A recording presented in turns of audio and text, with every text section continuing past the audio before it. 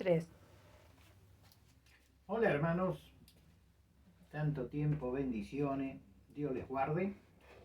Eh, yo la verdad que después de todo lo que pasó, eh, me dio un COVID, ustedes todos lo saben, y bueno, Dios nos tiene nuevamente en la brecha. Y estamos trabajando como cualquier cristiano, como cualquier hermano, ¿no? Que está volviendo a las filas nuevamente, aunque nosotros ya lo hicimos desde antes, pero no estábamos grabando. Pero hoy, por ejemplo, tuve ese sentir, eso que viene, de poder grabar, ya empezar a movernos un poco con esto nuevamente, con las redes. Y hoy les quería compartir con ustedes un sentir que hay dentro del corazón. La diferencia de un creyente a un cristiano. ¿Qué diferencia hay? Entonces, para todo esto me tomé de Filipense, capítulo 1 al 20 y el 21.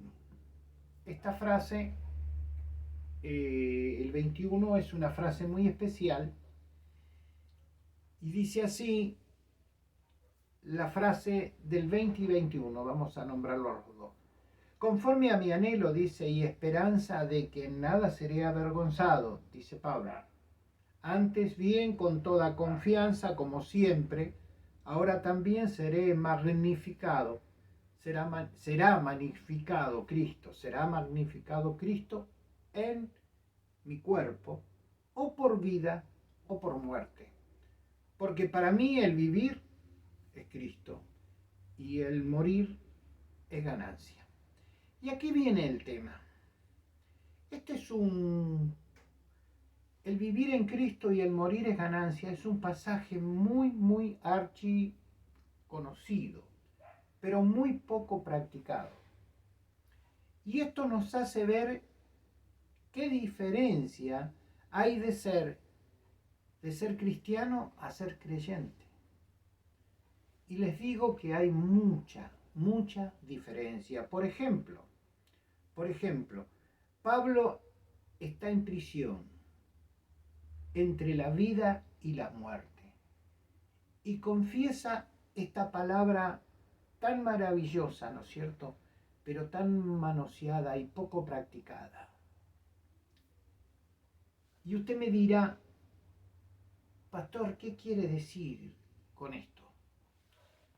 Y le voy a comentar que esto nos deja en claro, y esta es la preocupación, yo creo, de cualquier pastor que tenga una necesidad de que sus ovejitas, su cuerpo, su equipo de gente sea cada vez más edificado, más preparado, más al servicio, va a estar con este problema, también está con esta inquietud. Y esto lo quiero dejar en claro, esto que estamos hablando nos deja en claro que mucha gente que está por años en la iglesia pidiendo socorro, por años en la iglesia pidiendo socorro, pero ¿de qué tipo de socorro? Socorros de oración. Usted me va a decir, yo quiero que se entienda lo que digo. Está pidiendo socorros de oración. El socorro de oración es muy necesario, pero cuando hace falta. Pero no se puede estar todos los días dependiendo de la oración de los demás. Es muy necesario que nosotros fabriquemos, edifiquemos también el socorro de la oración, el buscar. Cuando estoy incómodo, cuando estoy inquieto, cuando estoy pasando momentos difíciles, ahí tengo que entrar a practicar, porque de esto se trata el crecimiento en la vida del cristiano. Y anda gente con el problema del socorro oración, pidiendo oración por la radio, por la televisión, por todos lados. Dios te quiere capacitar a ti y prepararte una antidefensa en tu vida. Anda gente con miedo a lo sobrenatural, o sea, hasta con la tierra del cementerio tiene problema. Va a tener problema que si le echaron aceite, si no le echaron aceite en la puerta, o sea, Entonces también anda con un miedo sobrenatural, si prende la luz, si no apaga la luz, en fin, si tiene que dormir con la radio prendida o no, o miedo a la muerte. Este es un problema que hay bastante fuerte. Hoy hay miedo a la muerte. Yo eso lo acepto de una persona natural, una persona que está fuera del conocimiento de lo que significa ser cristiano o creyente, como le quiera llamar. Y le tiene miedo a la muerte. Y efectivamente, si le tiene miedo a la muerte, es porque en usted no hay seguridad de conversión. Y mucha inseguridad personal con Dios. Si lo hará, no lo hará, cómo tengo que hacer, de qué manera lo tengo que hacer, cómo me tengo que poner, si de rodilla, parado, de acostado, no lo sé, pero es la oración, qué tengo que hacer, si leo la Biblia, si no leo la Biblia, hay de todo. Todo esto hay que hacerlo, pero hay que ver cómo se hace. También es un tema. A veces lo tomamos tan fuerte, lo espiritualizamos tanto que nos vamos de un extremo al otro. Entonces nos encontramos pidiendo socorros de oración, con miedo a lo sobrenatural o miedo a la muerte, mucha inseguridad personal con Dios, de tal manera que se vive igual que uno que no tiene esperanza. Esto lo habla Pablo como los que otros que no tienen esperanza. Una persona natural o un pagano, una persona que está en ese estado, esa persona tiene mucha falta de seguridad en la vida, como creyente, como una vida de profesar o el Evangelio o una religión. Entonces, nosotros nos encontramos ahora en la pregunta, ¿qué diferencia hay entre creyente y ser cristiano? Pero aquí, con esto, vemos a Pablo defendiendo, por ejemplo, su postura de esto. Y es muy importante. Y dejando en claro en quién ha creído. Y lo dice y lo declara en el versículo 20. En nada dice, seré avergonzado. Esto te llama a pensar que hay una seguridad. Romanos 10:11 habla, el que cree en él jamás será avergonzado. Y cuando viene y estamos leyendo la palabra de Romanos, estamos leyendo esta palabra de en nada seré avergonzado, es tener una seguridad que no solo Dios responde, es tener una seguridad de balance, tanto que Él responda como no responda, ya es una oración contestada. Porque cuando Dios queda en silencio, como dice la canción, es porque está trabajando. Cuando Dios queda en silencio es porque vio que era lo mejor para nosotros. Entonces, en nada seré avergonzado. Y Pablo, estando preso entre la vida y la muerte, él sabía que estaba con él. Él sabía que el Señor estaba con él. Que aún si lo mataran, aún si lo soltaran de ese lugar donde estaba preso, él sabía que Jesús estaba con él hasta el fin de la consumación, como en los momentos más difíciles que pasó Pablo, cuando iba en alta mar, cuando lo picó una serpiente, cuando pasó momentos difíciles por ciertos falsos hermanos. Y ahora lo confiesa con la frase maravillosa. Y esto son cosas que a nosotros nos dejan con la boca abierta. ¿Por qué? Porque él se ha podido sostener, pero se ha podido sostener porque él sabe en quién ha creído. Él sabe en quién ha creído. Y esta es la diferencia grande de estar, por ejemplo, ser creyente y ser cristiano. El cristiano tiene una seguridad y el creyente está en la cuerda floja.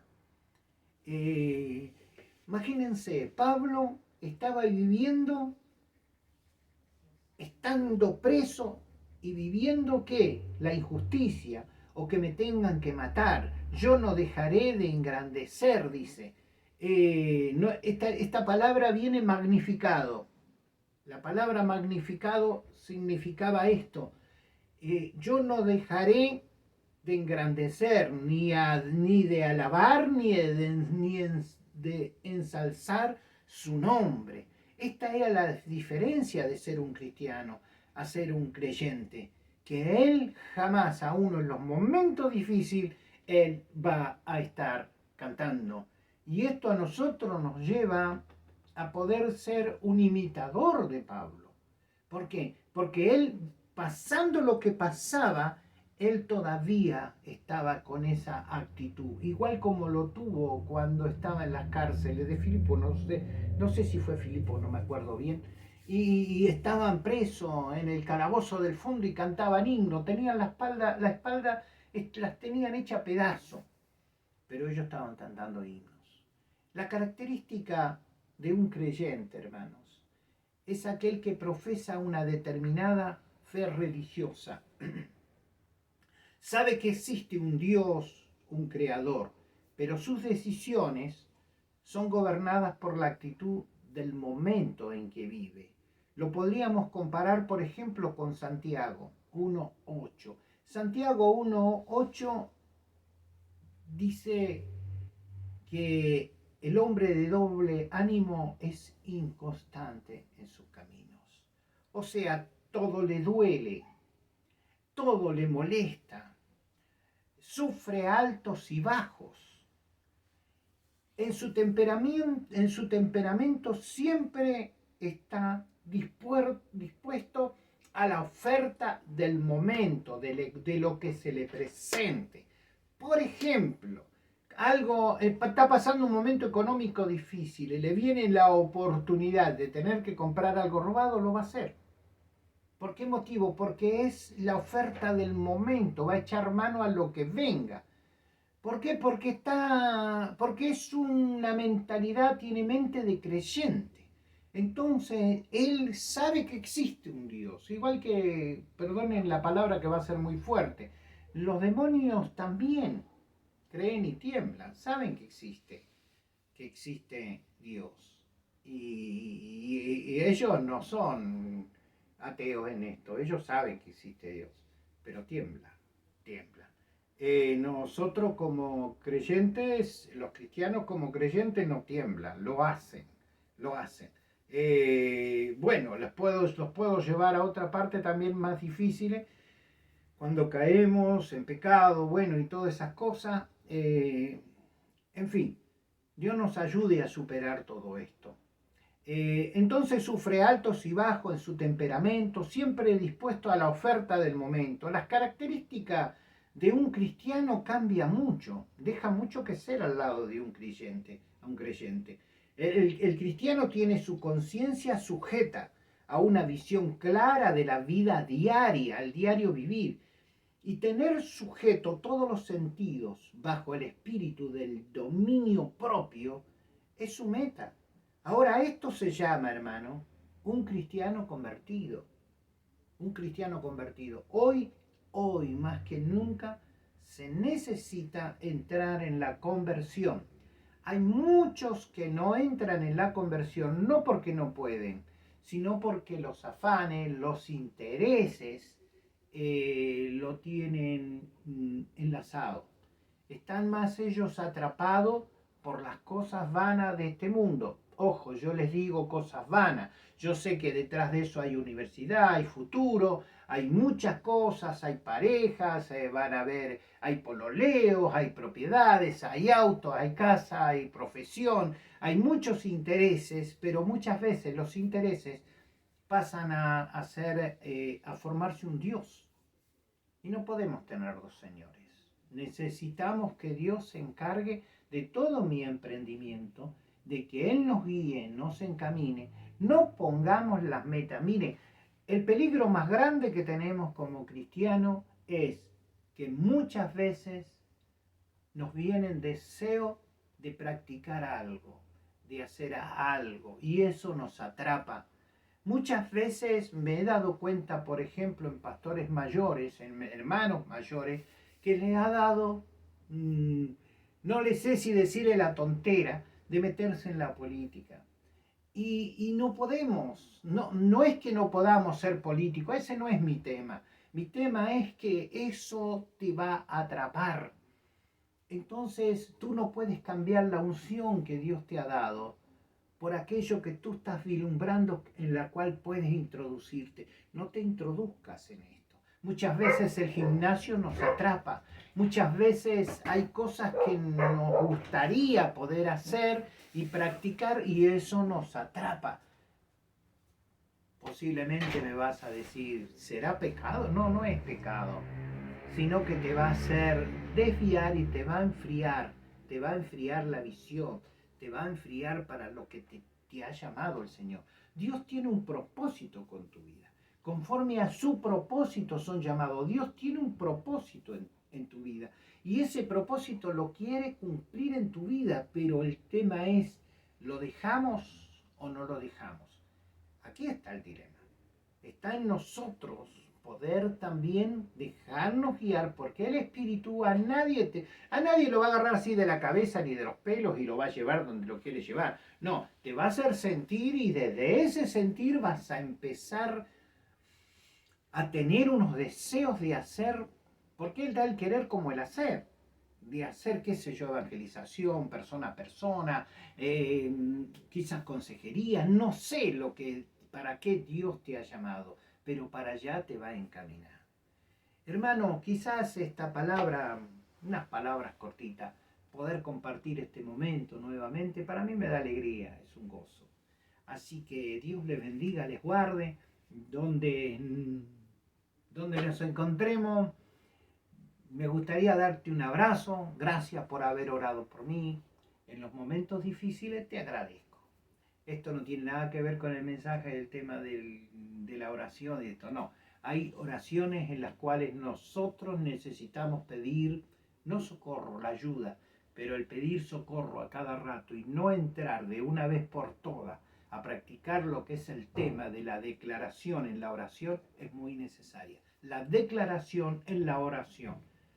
Jesús nunca se puso a hacer grandes oraciones, ni esto ni aquello. No, Él declaró y la palabra se efectuó.